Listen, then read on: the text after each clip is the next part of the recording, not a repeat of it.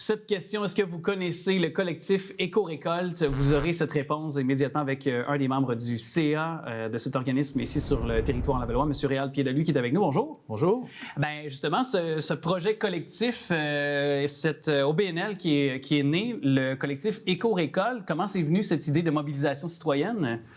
Bien, on a fait un souper d'amis et puis on s'est dit que ce serait super intéressant de se voir plus souvent alentour de cuisine ensemble. Donc, on a pensé faire une cuisine collective, mais aussi on s'est dit que ce serait utile de jardiner pour amener notre propre produit sur nos tables. Puis on a eu cette envie-là, puis on a créé, c'est ça, le collectif avec un premier potager. Il y a 2 ans. Puis ça a commencé plus modestement, mais là, l'automne dernier, vous avez inauguré ça en grande pompe. C'est devenu beaucoup plus ambitieux et le résultat est assez incroyable. Partagez-nous un petit peu comment ça s'est passé, le fil des événements là, des 2 dernières années là, pour arriver à la conclusion de ce merveilleux aboutissement l'automne dernier. Oui, bien, on a eu un premier potager qui a été récupéré d'une école qui l'avait abandonné. Ensuite, ce qu'on a fait, c'est qu'on a installé là-dedans, il y a eu un gros travail de défrichage.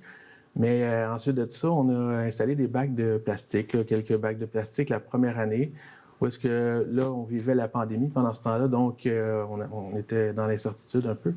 Mais au sortir de la pandémie, bien, ça allait intéresser beaucoup de monde d'être à l'extérieur, puis tout ça. Fait que, donc, on a accueilli les gens au potager, puis là, on a doublé la superficie. Maintenant, on a, je pense, 200 mètres carrés environ. Et on compte l'agrandir encore bientôt. Moi, j'ai 288 mètres carrés, là, donc je ne pense pas me tromper trop. En tout cas, à quelques mètres carrés près. Là. Et cette année, donc, poursuite du développement de ce potager-là, est-ce que vous vous sentez même de nouveaux membres? Parce qu'on peut devenir membre aussi donc, de votre organisme collectif Éco-Récolte. Est-ce que vous sentez là, une envie massive de se joindre à vous puis de pouvoir aussi être plus ambitieux? Là? Oui, bien, on a eu le jour de la Terre, où est-ce qu'on a eu 30 invités qui ont fait un atelier de greffage d'arbres fruitiers. Parce qu'on a aussi un espace permaculture dans notre potager, en fait 2 espaces, où est-ce qu'on laisse la nature plus en friche, parce que dans le fond, ce qu'on veut, nous, c'est ramener un peu la nature en ville.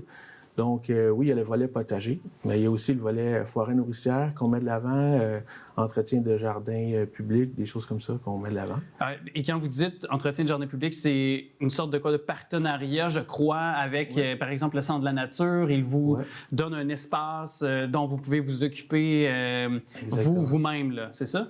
Oui, ils ont 3 beaux jardins thématiques, donc des pollinisateurs, potagers de légumiers, potagers légumiers, et puis aussi on a les fines herbes et toutes les plantes médicinales sur un autre endroit.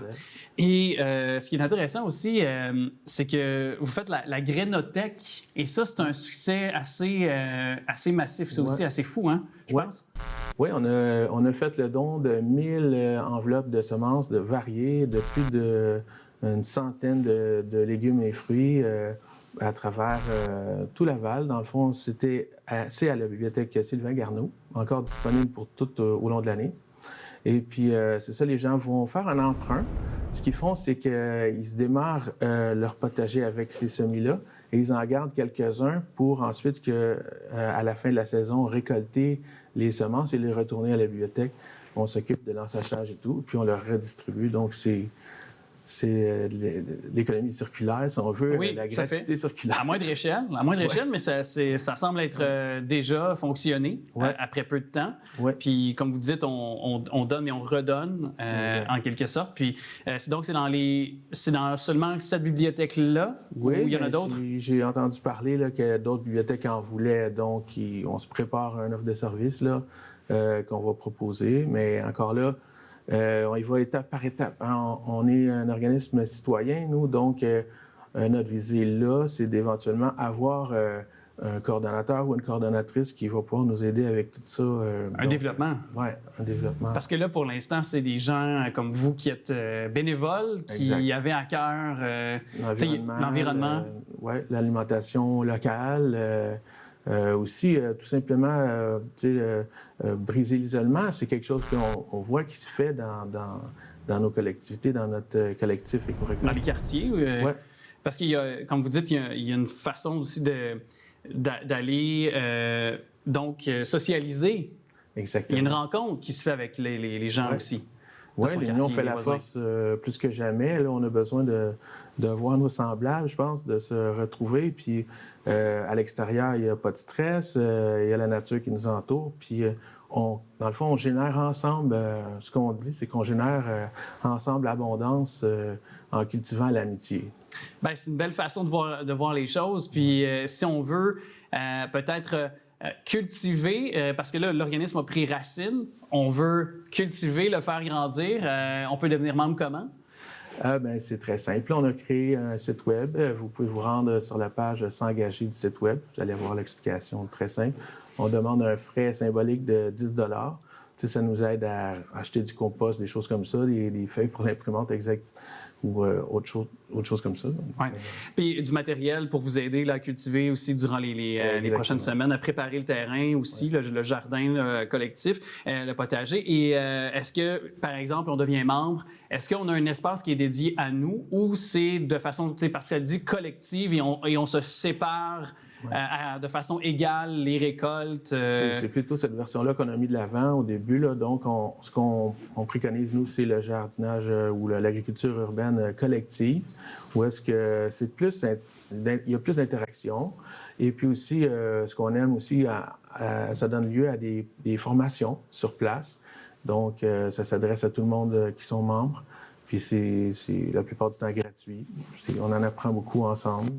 Puis c'est ça, puis vous avez fait des ateliers là, récemment lors du week-end, justement, qui était, on peut le rappeler, le week-end jour de la Terre, là, donc qui était le vendredi 22 avril, mais il y avait eu des activités qui s'étaient déroulées, notamment le 24 avril, conférence. Donc, vous faites quand même tout au long de l'année, malgré la période morte que peut être l'hiver, là, ou le début du printemps, vous êtes actifs quand même là, tout au long de l'année. Là. Oui, bien, de façon... intense parce qu'on prépare les potagers de la saison. C'est beaucoup de planification quand même.